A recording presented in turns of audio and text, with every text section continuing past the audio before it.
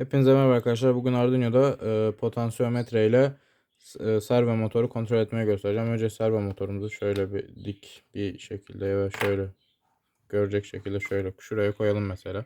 Şimdi arkadaşlar şurada da potansiyometremiz var. Bakın şimdi. Ben bu potansiyometre arkadaşlar ne tarafa çevirirsem motorum da o tarafa doğru gidiyor, bakın. Bunu diğer tarafa çevirdiğimde diğer tarafa gidecek. Şu anda.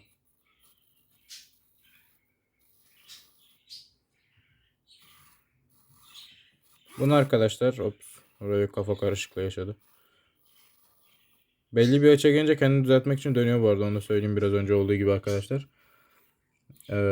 Şöyle kodumu da göstereyim. Şöyle bir dakika. Video için yaradıysa like atmayı ve kanala abone olmayı unutmayın arkadaşlar. Görüşürüz. Bir daha şöyle gösterelim.